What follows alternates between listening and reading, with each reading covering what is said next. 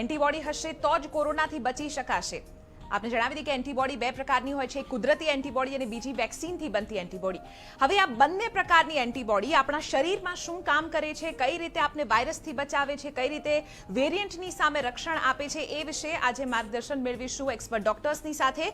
आ साथे कोरोनाने लगता कोईपण सवाल आपने मूंझवता होय तो आप कॉल करी शको छो, जे नंबर फ्लेश थई रह्यो छे 9099934957 उपर।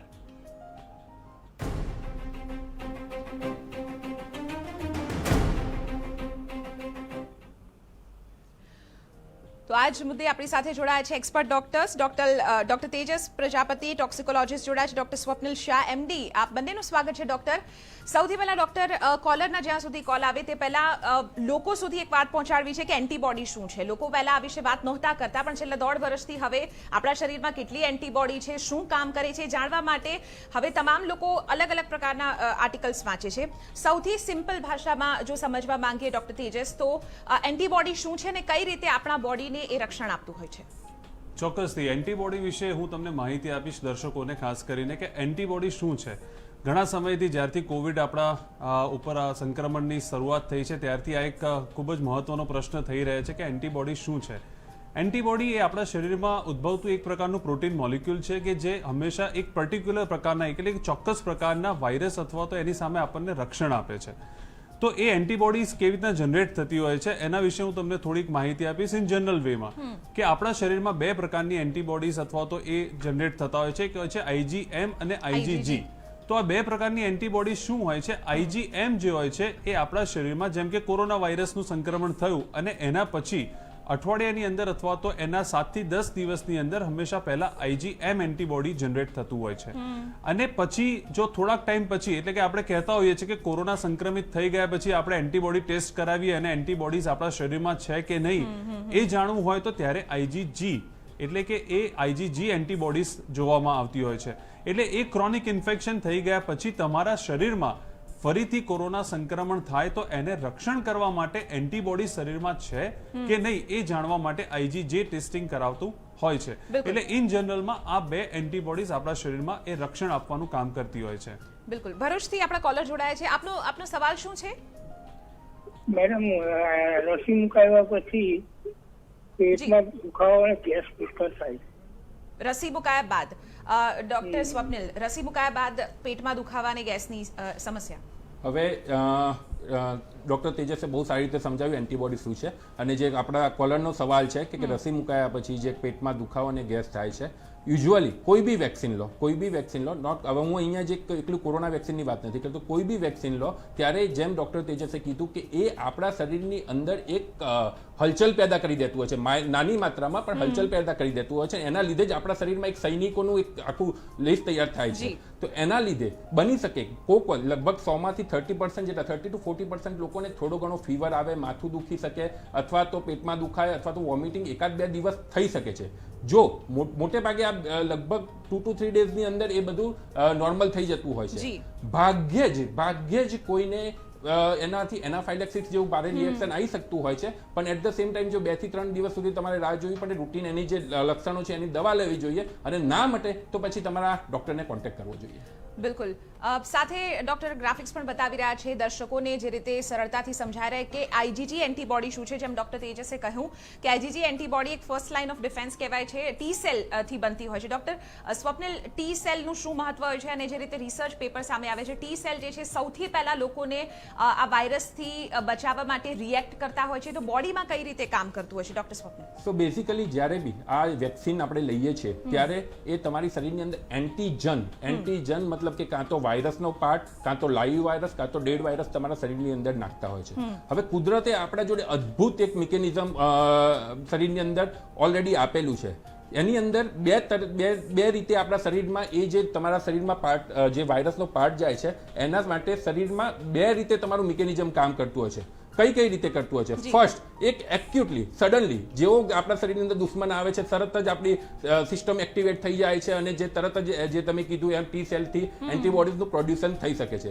સેકન્ડ સેલ, અમુક આપણા એ જે સેલ છે એ એને યાદ રાખતા હોય છે, મેમરી સેલ જે તમે અત્યારે કીધું એ રીતે કે યાદ રાખે છે 3 મહિના, 4 મહિના, 6 મહિના। એટલે સેકન્ડ ટાઈમ જ્યારે એટેક આવે ત્યારે ફરીથી એને પાછું ફરીથી 0 થી ચાલુ કરવાની જરૂર નથી પડતી હોતી, એમના જોડે મેમરીમાં એ સર્વાઈવ રહેતા હોય છે અને એના લીધે જેવું એટેક ચાલુ થાય તરત જ એ ડિફેન્સ માટે થઈ જતું હોય છે. એટલે બેઝિકલી આપણે જો બહુ ક્લિનિકલી સાઈડ ના પડીએ કે T cell, IgM, IgG antibody, તો હું સિમ્પલ રીતે કહું તો કે એન્ટીબોડી અથવા તો વેક્સિનનું મેઇન કામ એ છે કે આપણા શરીરને થોડું ઢંઢેરવાનું. આજે ધારો કે ફર્સ્ટ વેવ ની અંદર પૂરી દુનિયા આનાથી નતું ખબર, હવે થર્ડ વેવ ધારો કે સેકન્ડ કે થર્ડ વેવ ની અંદર આપણે ઘણું બધું ખબર પડી ગઈ છે કારણ કે ઓલરેડી આપણને આનો આઈડિયા આવી ગયેલો છે. એ જ રીતે વેક્સિન નું છે, ફર્સ્ટ ડોઝ થી તમને કદાચ એટલું જયારે નહીં લીધેલો હોય. બિલકુલ. આપણે એક કોલર નો સવાલ લઈ લઈએ. પ્રવીણભાઈ નો સવાલ છે. પ્રવીણભાઈ, શું સવાલ આપનો? હા, મારો સવાલ એવો હતો કે આપણે પહેલી રસી લીધી બરાબર, પછી બીજી રસી 30 દિવસે લીધી હતી. હા, તો હવે અત્યારે રસી જે આપે એ 84 દાડે, તો અમને ફાયદો ઓછો થાય કે વધુ થાય એ પૂછ્યું હતું કે કદાચ રસી લેવી પડે કારણ કે હવે 84 દાડે અમને 30 દિવસે રસી આપી હતી, તો શું એ ઓછી અસર કરશે કે વધારે? ડોક્ટર તેજસ. ચોક્કસથી તમારો ક્વેશ્ચન બહુ સ્વાભાવિક છે કારણ કે ગવર્મેન્ટ્સના નોર્મ્સ હમણાં જ આપણે જોયા છે કે વેક્સિનેશનને લઈને હવે જે કોવિશિલ્ડ વેક્સિનને લઈને હમણાં જે નોર્મ્સ બદલાયા છે ને એમાં કહેવામાં આવ્યું છે કે હવે વેક્સિનનો ડોઝ અથવા તો એનો જે 2 ડોઝ વચ્ચેનો સમયગાળો હતો એ હવે થોડો લંબાવવામાં આવ્યો છે. એમાં જેમ આપણે જાણીએ જ છીએ કે વેક્સિનેશનની જે અસર છે એ કેટલી રહેશે એના આપણે આગળના ભવિષ્યમાં જેટલા પણ રિસર્ચ ડેટા પબ્લિશ થશે એના પરથી જ આપણને વધારે અસર ખબર પડશે. એટલા માટે જ ગવર્મેન્ટે જે ડેટા હમણાં પબ્લિશ થયા છે ICMRના ડેટા પ્રમાણે એમાં એક સલાહ સૂચન એવું આપવામાં આવ્યું છે કે હવે આ ડોઝને થોડોક લંબાવવામાં આવે તો પણ વાંધો નથી કારણ કે આપણે જે આગળ હમણાં જ કહ્યું કે મેમરી ટી સેલ્સ એ આપણા શરીરમાં આને જ યાદ રાખતું હોય છે, તો એ ડોઝ થોડોક આપણે સમય માત્રા વધારીશું તો પણ કંઈ એમાં વાંધો આવે એમ નથી. એટલા માટે બાકી આપણે જો વહેલા 30 દિવસની અંદર લીધો હોય અથવા 30 દિવસ પછી લીધો હોય તો એમાં પણ કોઈ ગભરાવાની જરૂર નથી, એની પણ એટલી જ અસર થવાની છે. ડોક્ટર સ્વપ્નિલ, જે રીતે અનેક લોકોને કોરોના થયો તે બાદ કોરોનાથી રિકવર થયા બાદ પણ અનેક એવા લોકો છે કે જે ડી ડાયમર ટેસ્ટ કરાવતા હોય છે કે પછી એન્ટીબોડી કે પોતાની બોડીમાં કેટલા એન્ટીબોડીઝ બની ગયા છે એ જાણવા માટે એન્ટીબોડી ટેસ્ટ કરાવે છે, પણ એનો સાચો જે ડ્યુરેશન છે, સમયગાળો શું છે? એન્ટીબોડી ટેસ્ટ ક્યારે કરાવી શકાય અને કોણે કરાવવું જોઈએ? ડોક્ટર સ્વપ્નિલ. યુઝ્યુઅલી એન્ટીબોડી ટેસ્ટનો બહુ એટલો મતલબ નથી, એટલા માટે કારણ કે એકલા કોરોના નહીં, બીજા કોઈ વાયરસના લીધે બી ઘણી વખત એ ક્રોસ રિએક્ટિવિટીના લીધે એન્ટીબોડી હોય. એટલે જો તમારે ખાલી જસ્ટ તમારા મેન્ટલ સેટિસ્ફેક્શન માટે કરાવવું હોય તો કોરોના વાયરસના લગભગ 1 મહિના પછી તમે કરાવી શકો. બટ એન્ટીબોડી બહુ સિગ્નિફાઈ નથી કરતું એ રીતે કે એન્ટીબોડી એટલે તમારે એ માનીને ચાલવાનું જરૂર નથી કે કાલે ઉઠીને વાયરસનું ઇન્ફેક્શન નહીં થાય અથવા તો એનાથી તમે એકદમ સેફ છો. અગેન એન્ટીબોડી નથી તો એમાં મતલબ નથી કે નહીં થાય. હા, શક્યતા ઓછી થઈ શકે છે. આપણે ઘણા બધા કેસીસ એવા જોયેલા હશે કે જેમને ડબલ એન્ટીબોડીનો ડોઝ લીધો હોય, ડબલ વેક્સિનનો ડોઝ લીધો હોય છતાં બી એમને થોડીક કોમ્પ્લિકેશન થયેલી હોય. સો મેડિકલ સાયન્સની અંદર જસ્ટ તમારે એક પ્રેડિક્ટેબિલિટી વધી જાય છે. મતલબ કે ધારો કે તમે હેલ્મેટ કરીને વ્હીકલ ચલાવો તો તમારે એક્સિડન્ટ થઈને એના મરવાના ચાન્સીસ ઓછા હોય છે. એ જ વસ્તુ વેક્સિનના છે. એટલે ડી ડાયમર છે, એન્ટીબોડી છે, એક વખત ડી ડાયમર નોર્મલ આવ્યા પછી વારંવાર રિપીટ કરવાનો કોઈ મતલબ નથી હોતો. એટલે બેઝિકલી જે અત્યારે કોરોનામાં ચાલ્યું છે કે દરેક પોતાના અંદર જ્યારે બી મગજમાં આવે ત્યારે જે રિપોર્ટ કરાવે છે એવું એવોઇડ કરીને તમારા ડોક્ટરના ગાઈડન્સની અંદર એ કે ત્યારે એ રિપોર્ટ કરાવવા વધુ હિતાવ છે. ડોક્ટર તેજસ, શું એવી શક્યતાઓ છે કે જ્યારે કોઈ વ્યક્તિને કોરોના થાય, માઇલ્ડ સિમ્ટમની સાથે થાય, તો એમાં એન્ટીબોડી કદાચ ન થાય અને ફરીથી તેઓ રીઇન્ફેક્ટ થઈ શકે છે અને ત્યારે કદાચ રિકવર થયા બાદ એન્ટીબોડી બનતી હોય છે? આવું થાય ખરું? ચોક્કસપણે જ્યારે પણ કોઈને માઇલ્ડ ઇન્ફેક્શન્સ થતું હોય છે એટલે કે ગળા સુધી જ વાયરસનો ઇન્ફેક્શન્સ હોય અને લંગ સુધી અથવા તો ફેફસા સુધી અથવા તો આપણા શરીરના લોહીમાં ભળ્યું ના હોય ત્યારે ખાસ કરીને એવા કિસ્સાઓમાં એન્ટીબોડીઝ જનરેટ ના પણ થઈ શકે. જેમ કે ડોક્ટર સ્વપ્નિલભાઈએ કહ્યું કે હમણાં જ કે આપણે એન્ટીબોડીઝ ઉપર બહુ, કારણ કે એના પછી પણ મેમરી ટી સેલ્સ જે હોય છે એ તો આપણા શરીરમાં જે પણ વાયરસનું અટેક અથવા તો સંક્રમણ થશે એને તો યાદ રાખવાના જ છે. એટલે જેથી કરીને બીજી વખત પણ કોરોના સંક્રમિત થઈ શકે છે. બીજી એક વસ્તુ અહીંયા પણ હું તમને કહેવા માંગીશ કે ઇવન વાયરસ વેક્સિનના 2 ડોઝ લીધા પછી પણ સંક્રમિત થઈ શકાય, પણ એના માટે જરૂરી એ છે કે તમે સોશિયલ ડિસ્ટન્સ, માસ્ક અને સેનિટાઇઝર્સનો ઉપયોગ તમે ટાળશો અને જો ભીડભાડવાળી જગ્યા ઉપર વધારે પડતું એ તમે જશો અને એકદમ બિંદાસ થઈને ફરશો તો એ ચોક્કસપણે ફરીથી વાયરસ ઇન્ફેક્શન થઈ શકે છે. બિલકુલ. અમદાવાદથી અમિતભાઈ આચાર્ય સવાલ પૂછી રહ્યા છે. અમિતભાઈ, આપનો સવાલ પૂછશો. હેલો જી અમિતભાઈ, આપનો સવાલ.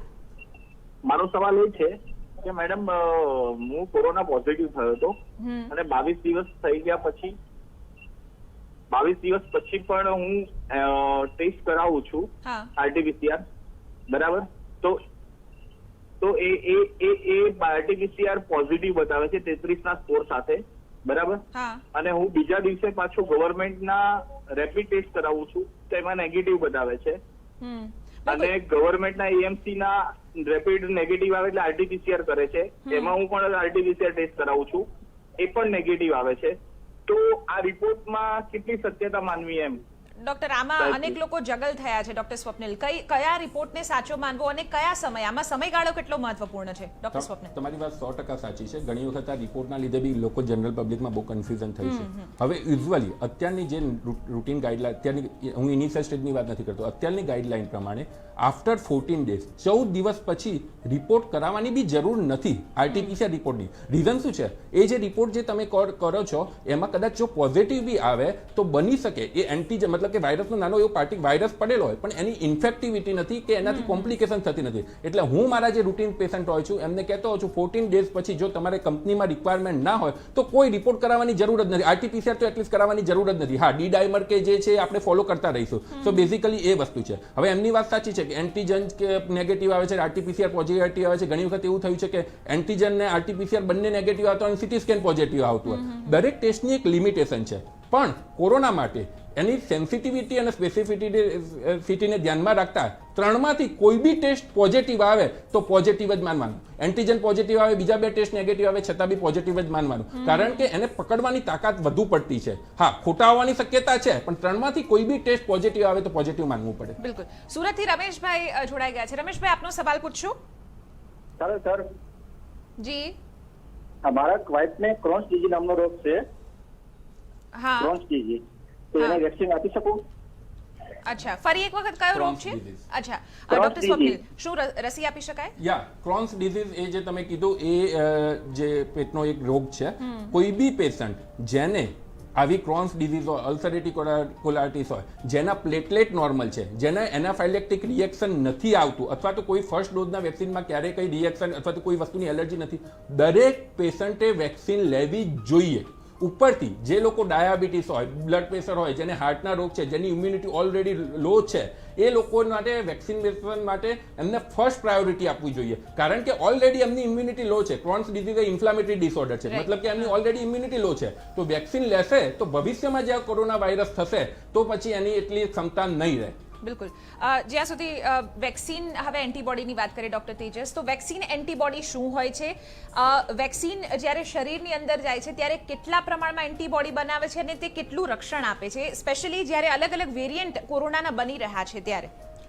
ચોક્કસથી જે આ પ્રકારની ચર્ચા છે કે વેક્સિન્સ અને એન્ટીબોડીઝ વિશે આપણે હમણાં ચર્ચા કરી કે જેમ કે કોરોના વાયરસ આપણા પર સંક્રમિત કરતો હોય છે ત્યારે એક એન્ટીબોડીઝ આપણા શરીરમાં નેચરલી જનરેટ થતી હોય છે.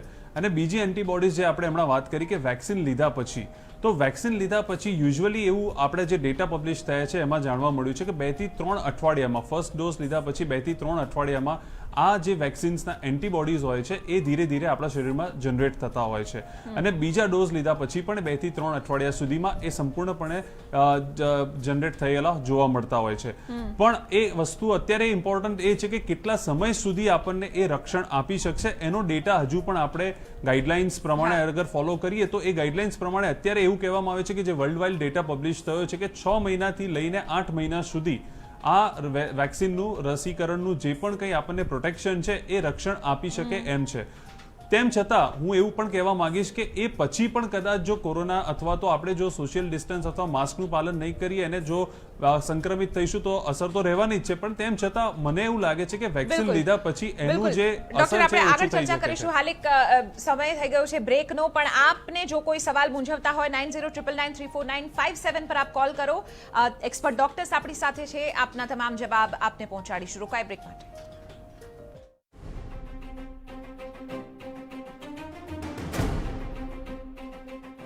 બાળપણમાં જ આપણે સૌથી વધુ ક્રિએટિવ હોઈએ છીએ, એટલે બાળપણનો પૂરેપૂરો ઉપયોગ કરો અને કંઈક અમેઝિંગ બનાવતા રહો.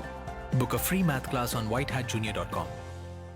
કામ શરૂ કરવું છે અને આને પણ આ તો નોન સ્ટોપ પ્રોટેક્ટેડ છે, નો ટેન્શન. કેસ્ટ્રોલ એક્ટિવ નો 3x પ્રોટેક્શન ચાલે નોન સ્ટોપ. બોસ, શું આઈડિયા આપ્યો છે? આપણે બધાને બાઇક રેન્ટ પર આપીશું જે ચાલશે non stop.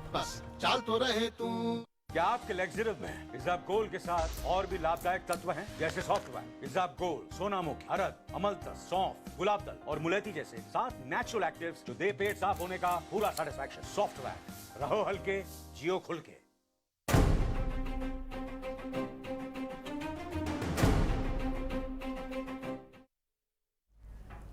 Welcome back corona હેલ્પલાઇનમાં ફરી એક વખત કોલર્સની સાથે જોડાઈશું. જુનાગઢથી હેમલભાઈનો સવાલ છે. હેમલભાઈ, આપનો સવાલ શું છે?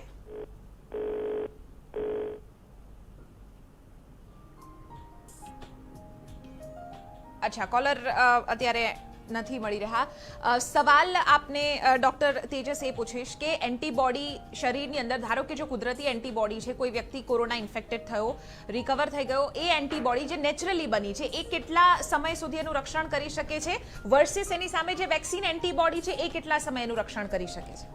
ચોક્કસથી હું તમને જણાવવા માંગીશ કે એન્ટીબોડીઝ વિશે હું દર્શકોને ખાસ એક માહિતી તમને આપવા, એક સરળ ભાષામાં આપવા માંગીશ કે એન્ટીબોડીઝ જ્યારે આપણા શરીરમાં જનરેટ થઈ ચૂકી છે કોરોના ઇન્ફેક્શન થયા પછી, તો એ કેવું કામ કરશે કે જેમ કે કોરોનાના વાયરસનું સંક્રમણ આપણા શરીર પર થયું છે, તો જેમ કે ચાવીથી એક પર્ટિક્યુલર લોક જ ખુલે છે, એવી રીતના જ આ જે એન્ટીબોડીઝ જનરેટ થયા છે એ કોરોના સામે આપણને પર્ટિક્યુલર રક્ષણ પૂરું પાડશે. તો એ રક્ષણ આપણને લગભગ નેચરલી અથવા તો વેક્સિનેટેડ એન્ટીબોડીઝ આપણે જે જનરેટ થઈ હશે એ અત્યારના રિસર્ચ પ્રમાણે આપણે એવું કહી શકાય કે 6 થી 8 મહિના સુધી આપણને એ રક્ષણ પૂરું પાડી શકે છે. ભવિષ્યમાં કદાચ અત્યારે આપણને ઘણા બધા ક્વેશ્ચન અથવા તો મૂંઝવતા ક્વેશ્ચન સવાલો હશે કે ભાઈ આના પછી બીજો બુસ્ટર ડોઝ લેવો કે કેમ, એ હવે પછીના રિસર્ચ જેમ પબ્લિશ થશે એમ આપણને ખબર પડશે. જેમ કે કોવિશિલ્ડ આપણે લઈએ છીએ તો 2 બુસ્ટર ડોઝ અત્યારે આપણે 2 ડોઝની વાત છે, કોવેક્સિનના પણ 2 ડોઝની વાત છે, સ્પુતનિક કરીને થર્ડનું ટ્રાયલ કઈ ચાલી રહ્યું છે અને સ્પુતનિક આવી છે એનો તો સિંગલ ડોઝ છે. તો જેમ રિસર્ચ બેઝ આપણને વેક્સિનેશનના થશે, જેમ કે આવનારા વર્ષ સુધીમાં, આજે જ આપણા કેન્દ્રીય સ્વાસ્થ્ય મંત્રીએ એનાઉન્સ કર્યું છે કે આ વર્ષના અંત સુધીમાં બધા જ યુવાનોને અથવા તો 18 વર્ષથી ઉપરના લોકોને વેક્સિનેશન ફરજિયાત એ લોકો પૂરી પાડી દેશે. તો આ વેક્સિનેશન કેટલું સફળ રહેશે એના ઉપર ડિપેન્ડ છે. ઘોઘંબાથી તરુલબેન જોડાયા છે. તરુલબેન, આપનો સવાલ. હા, મારું સવાલ એવું છે ચિત્રાબેન જી કે મને ધૂળની એલર્જી છે, પછી ભીંડાની એલર્જી છે અને ચણાની દાળની, રીંગણની, આ બધી ખોરાકમાં દહીંની, દૂધની બધી એલર્જી છે. તો શું હું વેક્સિન મુકાઈ શકું કોરોનાની? ડોક્ટર સ્વપ્નિલ. યસ, હા, એટલે જે આપણા આગળના કોલર જોડે જેમ વાત થઈ હતી કે અમુક લોકો જેને વેક્સિન મુકાઈ તો શકે પણ બહુ ધ્યાન રાખવું પડે એમાંના આ છે કે જેને આટલી બધી એલર્જી હોય તો બેઝિકલી એ વખતે એકદમ ધ્યાન સાથે, એટલા માટે કે કોઈ ડૉક્ટરના ધારો કે ગાઈડન્સમાં અથવા તો તરત જ એમના પલ્સ, બીપી, ઓક્સિજન 1-2 દિવસ સુધી મોનિટર કરવા પડે. મેઇન વસ્તુ સાદા તાવ, શરદી, ઉધરસ, ખાંસીની ચિંતા નથી, પણ એક એનાફાઇલેક્સિસ રિએક્શન કરીને કહેવાય, અને જેને આ બધાની એલર્જી હોય એને એનાફાઇલેક્ટિક હોવાની રિએક્શન આવવાની શક્યતા વધી જતી હોય. એટલે મુકાઈ શકો બટ ક્લોઝલી, સ્ટ્રિક્ટલી અંડર કોઈ ડૉક્ટરના ગાઈડન્સ, જે રૂટીનલી આપણે જે જતા હોઈએ છીએ, આવી જતા હોઈએ છીએ એવી રીતે નહીં. એ વસ્તુ એમને બી મગજમાં રાખવી પડે, એમના જે તે ડૉક્ટરને બી એક વખત કોન્ટેક્ટ કરવો પડે કે કદાચ કંઈ રિએક્શન આવે તો પછી એ વખતે તમે એક્ટ કરી શકો, પણ મુકાવી તો જોઈએ બટ ક્લોઝલી અંડર ઓબ્ઝર્વેશન. બિલકુલ, ડોક્ટરનું એક રીતે ધ્યાન દોરીને તમે આ વેક્સિન મુકાવવા જાઓ એવી સલાહ અત્યારે ડોક્ટર સ્વપ્નિલ આપી રહ્યા છે. સાથે ડોક્ટર તેજસ, સવાલ એ છે કે કોરોના બાદ કેટલા દિવસ એન્ટીબોડી કામ કરે છે? જેમ આપણે કહ્યું કે જો કુદરતી હોય તો એનો પણ એક ડ્યુરેશન હોય છે, વેક્સિન હોય તો એનો પણ ડ્યુરેશન હોય છે. ધારો કે કોઈ વ્યક્તિને કોરોના થયો, એ પહેલા વેક્સિન લઈ લીધી હતી, તે બાદ કોરોના થયો અને બીજો ડોઝ બાકી છે, તો હવે એ પહેલી વેક્સિનની એન્ટીબોડી કામ કરશે કે પછી કોરોનાથી રિકવર થયાની કુદરતી એન્ટીબોડી કામ કરશે?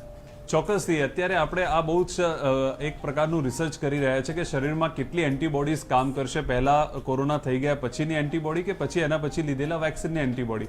હું તમને અહીંયા સ્પષ્ટપણે કહેવા માંગીશ કે કોરોના થયા પછી ડેફિનેટલી આપણે જે એન્ટીબોડી શરીરમાં જનરેટ થઈ છે, મેં તમને કહ્યું એ પ્રમાણે કે 2 થી 3 અઠવાડિયા સુધીમાં જે એન્ટીબોડી શરીરમાં જનરેટ થઈ જશે, અને એ પછી જો આપણને કોરોના થાય, મે બી કોઈ આપણે બેકાળજી દાખવી હશે તો જે કોરોના થવાની શક્યતા રહેતી હોય છે. અને એ પછી જો આપણે અત્યારે જે નવી ગાઈડલાઇન્સ પબ્લિશ થઈ છે ગવર્મેન્ટ ઓફ ઇન્ડિયાની, એમાં કહ્યું છે કે તમને કોરોના મટી ગયા પછી તમે 3 મહિના પછી એ વેક્સિન લઈ શકો છો. તો એ બીજો ડોઝ તમારે 3 મહિના પછી, કારણ કે 3 મહિના સુધી તો તમને એ પ્રોટેક્શન પૂરું પાડવાનું જ છે. તો એટલા માટે 3 મહિના પછી આપણે વેક્સિનનો બીજો ડોઝ લઈશું અને તમે સંપૂર્ણપણે એમાં નિષ્કાળજી, એકદમ તમે નિષ્પંદ થઈને આ વેક્સિન લઈ શકો છો. બિલકુલ. વડોદરાથી જયભાઈ જોડાયા છે. જયભાઈ, આપનો સવાલ. મેડમ, સવાલ એવો હતો કે લાસ્ટ મંથ 21 તારીખે 21 એપ્રિલે છે ને અમારા બધાના 4 જણના પોઝિટિવ આવેલા, અને અત્યારે કરાવીએ છીએ તો પણ લગભગ 1 જણની સિટી વેલ્યુ ડાઉન જાય છે, હજુ પણ પોઝિટિવ આવે છે 30 દિવસ પછી પણ RT-PCR માં. બિલકુલ. ડોક્ટર સ્વપ્નિલ, આનું શું કારણ હોઈ શકે? સિટી વેલ્યુ ઘટતી નથી? મેં તમને જે વાત કરી હતી એ જ વસ્તુ છે આ યુઝ્યુઅલી સિટી વેલ્યુ જે કહેવાય છે અથવા તો જે RT-PCR આપણે 15 દિવસ પછી જે કરાવીએ છીએ હવેની કન્ડિશન પ્રમાણે એની કોઈ વેલ્યુ જ નથી. ભલે પોઝિટિવ આવતું હોય એના માટે બીજું કંઈ કરવાનું બી રહેતું નહીં. પણ ડોક્ટર એક મેન્ટલી સ્ટ્રેસ રહેતો હોય કે ભાઈ કાગળ પર તો પોઝિટિવ બતાવે છે તો હવે અમે શું કરીએ કે આ તો એના લોકોને માટે એક ઇન્ફેક્ટ વસ્તુ કરીશું. છે કે સી હું તમારી વાત સાથે 100% સમજુ છું કે મેન્ટલી સ્ટ્રેસ રહેતો હોય છે, but at the same time mentally stress એટલા માટે લે છે કે લોકો જાતે ડોક્ટર બનવા માંડ્યા છે. તમે તમારા ડોક્ટરના ગાઈડન્સ નીચે જાઓ, ડોક્ટર તમારે કહે તો એ રિપોર્ટ કરાવો. મોટે ભાગે મેં કોરોનામાં 1500 થી વધુ પેશન્ટ હોમ ટ્રીટમેન્ટ ઉપર ટ્રીટ કરેલા છે. એક બી પેશન્ટનું જ્યારથી ચાલુ થયું ત્યારે મતલબ કે રિસેન્ટલી હમણાં છેલ્લા 3 મહિનાની અંદર પાછું મેં RT-PCR એટલા માટે નથી કરાવડાયું કારણ કે આ જ વસ્તુ ઊભી રહેતી હોય છે. લોકોને કોરોના કરતા કોરોનાની બીક વધુ છે. હવે જે વસ્તુ નથી જ અમે જ્યારે એઝ ડોક્ટર તરીકે હું આટલા કોન્ફિડન્સથી કહી દેતો જ્યારે ગવર્મેન્ટ કહેતી હોય 14 ડેઝ પછી છતાં બી લોકો અને સ્ટ્રેસ લેવો હોય તો પછી અમારા હાથ બંધાયેલા છે. એટલે બેઝિકલી તમારા ડોક્ટરનો એક ગાઈડન્સ લો. એ જતા ઘણી વખત વાયરસનો એક કણ રહી ગયેલો છે તો એના લીધે આવી શકતું હોય. એટલે એ વસ્તુ ભૂલી જાઓ. કશું કંઈ 15 દિવસ પછી કરાવવાની જરૂર નથી અનટિલ અનલેસ તમારી કંપનીમાં જો એનું ડોક્યુમેન્ટ રિક્વાયરમેન્ટ હોય. પણ ડોક્ટર તેજસ એવું બની શકે કે જેમ અગાઉ પણ એક કોલરે કહ્યું કે રેપિડ પહેલા RT-PCR કરાયો પોઝિટિવ આવ્યો, થોડા દિવસ બાદ રેપિડ કરાયો નેગેટિવ આવ્યો અને અન્ય રિપોર્ટ પણ નેગેટિવ આવ્યા અને પણ અલગ અલગ જગ્યાઓ પર કોન્ટ્રાડિક્શન રિઝલ્ટ મળી રહ્યા છે. તો આમાં શું માનવું? રેપિડને યોગ્ય માનવું કે RT-PCR ને યોગ્ય માનવું? જો આમાં બહુ જ સિમ્પલ વસ્તુ છે, જેમ કે ડૉક્ટર સ્વપ્નિલભાઈએ પણ કહ્યું આપણને કે જે પણ ટેસ્ટ છે એની પોતાની અલગ અલગ સેન્સિટિવિટી અને સ્પેસિફિસિટી છે. ક્યારે આપણે કરાવી રહ્યા છીએ ટેસ્ટ એની ઘણા લોકો સીટી સ્કેન પહેલા દિવસે કરાવી લેતા હોય છે તો એમાં તમને સીટી સ્કેનમાં કોઈ રિપોર્ટ્સ નહીં મળે કારણ કે સીટી સ્કેનની સ્પેસિફિસિટી અને સેન્સિટિવિટી એ 6થા કે 7મા દિવસે આપણને ખબર પડતી હોય છે કે ખરેખર ફેફસામાં સંક્રમણ થયું છે કે નહીં. બીજી વસ્તુ હવે WHO અને ICMR પણ ગાઈડલાઇન્સમાં બહુ સ્પષ્ટપણે કહ્યું છે કે જો તમને શરદી, ખાંસી, તાવ, ઉધરસ એવા કોઈ પણ પ્રકારના કોરોનાના લક્ષણો ના હોય અને તમે એ 48 કલાકથી 72 કલાક સુધી તમે પોઝિટિવ થયા હોય અને પછી 48 થી 72 કલાક સુધી આમના તમારા કોઈ પણ લક્ષણો ના હોય તો તમે એ RT-PCR કરાવવાની જરૂર નથી. તમે એ કોવિડ નેગેટિવ તરીકે તમને કન્સિડર કરવામાં આવશે. તો 10 દિવસ પછી આ પ્રકારના લક્ષણો ના હોય એટલીસ્ટ ફોર 48 થી 72 કલાક સુધી તો તમારે RT-PCR માં કરાવવાની જરૂર નથી. ઘણી વખતે એવું પણ બનતું હોય છે કે ડેડ વાયરસ પણ તમારા RT-PCR માં કેચ થઈ જતો હોય છે અને એ પણ તમારો પોઝિટિવ આવી શકે છે અને તમારું સ્ટ્રેસ લેવલ એમાં વધી શકે છે. અમદાવાદથી કેશવભાઈ છે. કેશવભાઈ આપનો સવાલ પૂછ્યો. ઓફિસર છું, એન્જિનિયર છું, મેં બધી પ્રિકોશન લીધી, મને બહુ નોલેજ છે. કેશવભાઈ આપનો સવાલ. હા, મેં સવાલ કીધું ને કે મેં બંને ડોઝ લીધા નિયમ મુજબ અને એક બીજો ડોઝ પૂરો થયો પછી મને 1 મહિના પછી કોરોના થયો. મેં RT-PCR ટેસ્ટ કરાવ્યો તો એમાં પોઝિટિવ આવ્યો. મારે પ્રાઇવેટમાં ટ્રીટમેન્ટ બી ડોક્ટરની ચાલુ કરવી પડી છે. તો આ વિશે મારે પૂછવું છે. તમે મને ટીવી પર ટ્રાન્સફર કરી દો ને બેન પ્લીઝ. ઓકે તેજસભાઈ આપનો જવાબ. અચ્છા, એમનો જે ક્વેશ્ચન છે મને જ્યાં સુધી ખબર પડી છે એવું છે કે એમને 2 વેક્સિનના ડોઝ લઈ લીધા છે અને પછી પણ એમને આ કોરોના વાયરસનું ઇન્ફેક્શન થયું છે. તો ચોક્કસથી ભાઈ હું તમને જણાવીશ કે કદાચ તમે એવું કહો છો પણ ખરા કે કોઈ પણ પ્રકારની બેકાળજીપૂર્વક વર્તન તમે કર્યું નથી કે માસ્ક ના પહેર્યું હોય અથવા તો કે પણ અહીંયા હું તમને એ પણ જણાવ આપીશ કે તમે ટ્રીટમેન્ટ લઈને એકદમ સરસ સાજા પાછા થઈ ગયા છો. તો એ સૌથી મહત્વનું છે કે ક્યાંક આપણે સંક્રમિત થયા હોઈશું ને આપણને ખબર નહીં હોય. અને મહત્વની વસ્તુ અહીંયા એ છે કે વેક્સિનના બંને ડોઝ લીધા પછી તમે જુઓ કે તમારી ટ્રીટમેન્ટ જલ્દીથી અસર કરી છે તમને અને ફટાફટ તમે રિકવર થઈને ઘરે પાછા ફર્યા છો. વેક્સિન લીધાનો આ સૌથી મોટો ફાયદો છે. વેક્સિનેશન લીધા પછી મોર્ટાલિટી એટલે કે મૃત્યુ દર જે લોકો કોરોનામાં જે ગંભીરતા થતી હતી એ ડેફિનેટલી ચોક્કસપણે ઓછી થઈ છે અને એના લીધે જ આપણે દરેક માણસને દરેક નાગરિકને એ અત્યારે જણાવવું પડશે કે વેક્સિન એ જ અત્યારે આપણી પાસે વેપન છે, હથિયાર છે કોરોના સામે લડવા માટે. બિલકુલ. ડોક્ટર સ્વપ્નિલ, અંતિમ આપની ગોલ્ડન એડવાઇસ આપ બંને પાસેથી લઈશ. સૌથી પહેલા ડોક્ટર સ્વપ્નિલ, એન્ટીબોડી કેટલું લોકોને પ્રોટેક્ટ કરી શકે છે અને લોકોએ એન્ટીબોડી બનાવવા માટે ખાસ તો હેલ્ધી રહેવાની જરૂર છે, એની અત્યારે કેટલી તાતી જરૂરિયાત છે ડોક્ટર સ્વપ્નિલ? એન્ટીબોડી માટે વેક્સિનનો તો આપણે વાત કરી પણ એના સિવાય ઇમ્યુનિટી જે રોગ પ્રતિકારક શક્તિ કહેવાય છે મને જે મારો પર્સનલ એક્સપિરિયન્સ છે એના માટે હું એકદમ છાતી ઠોકીને કહું છું, લોકોને ફિઝિકલ કરતાં મેન્ટલી ઇમ્યુન રહેવાની જરૂર છે. ફિઝિકલ ઇમ્યુનિટી માટે તમે જે કંઈ લેતા હોય થોડું ઘણું લઈ શકો છો, બાકી મેન્ટલી દરેક વસ્તુને તમારા ઉપર હાવી ના થવા દો. જ્યારે અત્યારે આપણે આજુબાજુ બધા જોઈએ છીએ ત્યારે એમ જ દેખાય છે કે જ્યારે મેં મારા એક વિડીયોમાં બી કીધેલું હતું કે 100માંથી તમારે લગભગ તમે લોકો જ્યારે 3 to 4% જ્યારે મોર્ટાલિટી હોય છે ત્યારે તમારે જનરલ પબ્લિકને 3-4 જણા દેખાય છે. જ્યારે એઝ એ ડોક્ટર તરીકે મને 100માંથી 96 લોકો પાછા આવતા દેખાય છે. એટલે તમારે એક મેન્ટલી બધું, અને જે વોટ્સઅપ ઇમ્યુનિટી હમણાં જે એન્જિનિયર સાહેબ હતા એમને બી કીધું, મને બધું ખબર છે. સી બેઝિકલી મેડિકલ સાયન્સ એટલું ઇઝી નથી. 10-12 વર્ષનો અમે કોર્સ કરેલો છે, પછી અમારા ઉપર એક સેન્સ ડેવલપ થતી હોય છે ક્યારે કઈ વસ્તુને વેઇટેજ આપવું. સો બેઝિકલી જાત જે વોટ્સઅપ યુનિવર્સિટી કે જે આમાં મીડિયામાં જોઈને પોતાની જાત ઉપરના પ્રયોગો ટાળો, તમારા ડોક્ટરનું કન્સલ્ટ કરો અને એ પ્રમાણે એ વસ્તુને સિરિયસલી લો. એટલે ફિઝિકલ ઇમ્યુનિટી માટે તો તમારે જે કરવું એ કરો, એમાં કોઈ વસ્તુ જ નથી, પણ મેન્ટલી ઇમ્યુન રહેવાની બહુ જ જરૂર છે. બિલકુલ. ડોક્ટર તેજસ, આપની શું એડવાઇસ રહેશે? ચોક્કસથી ઇમ્યુનિટી જે પ્રમાણેની આપણે વાત કરી રહ્યા છીએ ને એન્ટીબોડીઝ ડેવલપમેન્ટ માટે ખાસ કરીને જે પ્રમાણે ડોક્ટર સ્વપ્નિબેનને પણ કહ્યું કે મેન્ટલ ઇમ્યુન રહેવાની ખૂબ જ જરૂરી છે. પૂરતો ખોરાક, પૂરતી ઊંઘ અને એકદમ શાંતિથી, તમને કોઈ પણ કોવિડમાં ઇન્ફેક્શન થયું છે તો કોઈ પણ સહેજ પણ ગભરાવાની જરૂર નથી. અને બીજા બધા ક્વેશ્ચન્સ જે તમારા મનમાં ઉદ્ભવતા હોય કે મને ક્યારે એન્ટીબોડીઝ જનરેટ થશે, ક્યારે હું આનામાંથી પ્રોટેક્શન લઈ શકીશ, કોઈ પણ પ્રકારના રિસર્ચ આપણે જાતે કરવાની જરૂર નથી. દુનિયાભરમાં ઘણી બધી યુનિવર્સિટીઝમાં આ પ્રકારના રિસર્ચ થઈ રહ્યા છે. આપણે ઘેર બેસીને ઘરનો પૌષ્ટિક આહાર અને આપણે પૂરતી ઊંઘ લઈશું તો એકદમ સરસ રીતે આપણી એન્ટીબોડીઝ ડેવલપ થશે. અને પૂરતી પ્રમાણમાં જે કાળજી રાખવાની છે કે લિક્વિડ્સ વધારે પીવાનું છે અને ખાસ કરીને પૂરતો આરામ, એ જ આપણા માટે બહુ જ ઇમ્પોર્ટન્ટ છે. બિલકુલ. તો સ્વસ્થ રહેવું, હેલ્ધી રહેવું એ જ અત્યારની જરૂરિયાત છે. ન માત્ર શારીરિક સ્વાસ્થ્યની જરૂર છે પણ સાથે માનસિક સ્વસ્થ રહેવું પણ એટલું જ જરૂરી છે. આ બંને ડોક્ટર્સનો આભાર.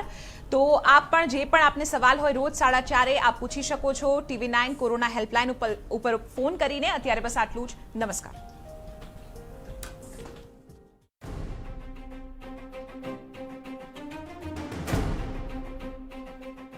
ओरल हाइजीन में देश का नंबर 1 टूथपेस्ट ब्रांड पतंजलि दंत कांति अपनाकर अपने दांतों व मसोड़ों की इम्यूनिटी बढ़ाएं तथा दांतों को दें लंबी उम्र का वरदान.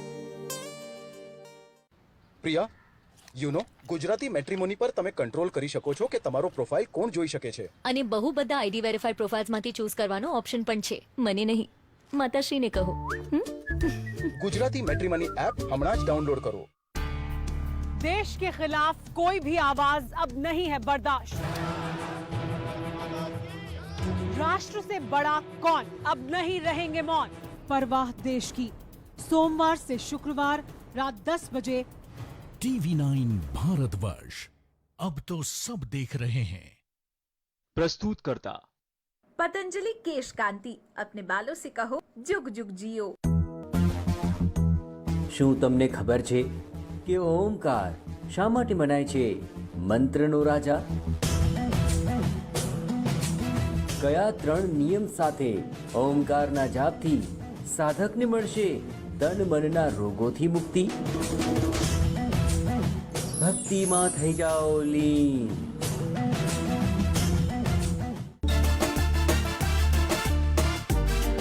આ ફિલ્ડમાં આવવું, એમાં આટલું સરસ કામ કરવું, થોડું ઘણું ટફ લાગ્યું હતું કે નહીં? બહુ સરસ બોલે છે, મીઠું બોલે છે, જબરજસ્તીથી મને એમાં એપ્લાય કરાવડાયું. પહેલું બુલેટિન જ્યારે તમારું ખતમ થયું ત્યારે સૌથી પહેલા તમે એ જે ફિલિંગ હતી, એ હરખ હતો, એ કોની સાથે શેર કરેલો? શોભાબેન દોડતા દોડતા આવ્યા અને મને એ ભેટી ગયા હતા કે મારી વાલુડી. 5 સ્ટાર તડકા રવિવારે બપોરે 2:30 કલાકે. 5 star tadka presented by Tirupati rice bran oil. Immunity is what you eat. આ હેડલાઇનના પ્રાયોજક છે ઝવેરી કા મસ્ત દેશ કા સ્વાદ બાય JSPL.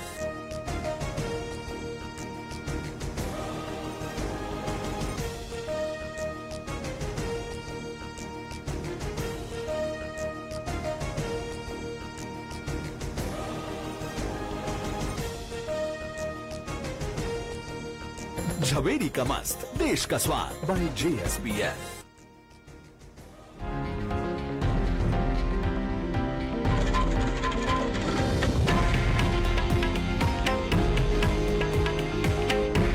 આ છે દેશનું નંબર 1 ન્યૂઝ નેટવર્ક અને તમે જોઈ રહ્યા છો TV9 ગુજરાતી. ગર્વ છે ગુજરાતી છું. આ હેડલાઇનના પ્રાયોજક છે Tirupati Rice Bran Oil. Immunity is what you eat. રાજ્યમાં મ્યુકોરમાઇકોસિસના 2281 કેસ, કુલ 70 દર્દીના મોત, સૌથી વધુ અમદાવાદમાં મૃત્યુ. મ્યુકોરમાઇકોસિસ મુદ્દે સોનિયા ગાંધીનો પીએમ મોદીને પત્ર, દર્દીઓનો સારવારનો ખર્ચ ઘટાડવા અને પૂરતી દવા ઉપલબ્ધ કરાવવાની માંગ. અમદાવાદમાં આંશિક અનલોકના બીજા દિવસે બેદરકાર બન્યા લોકો, બજારોમાં ભીડ ઉમટી, માસ્ક વગર દેખાયા લોકો.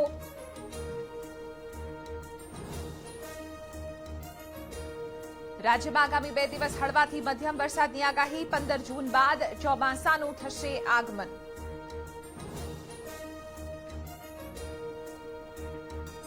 સીએમ રૂપાણી ભાવનગરના ભડિયારકા ગામે પહોંચ્યા, વાવાઝોડા બાદ થયેલી નુકસાનની વિગતો મેળવી ઉચ્ચ અધિકારીઓ સાથે કરી સમીક્ષા. 21મી સદીમાં પણ બાળ લગ્નનું દૂષણ, સાબરકાંઠાના વિજયનગરમાં બાળ લગ્ન અટકાવાયા, 181 અભયમ ટીમે બંને પક્ષને સમજાવ્યા.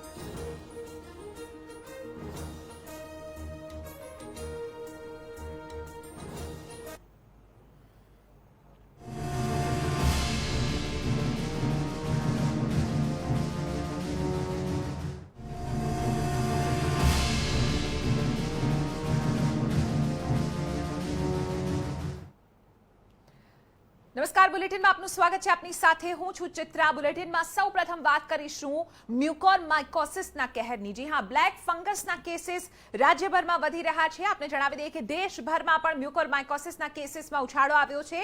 કોરોનાના કેસીસ તો એક તરફ થોડા ઘટી રહ્યા છે, પણ તેની સામે નવો ખતરો છે મ્યુકોરમાઇકોસિસનો.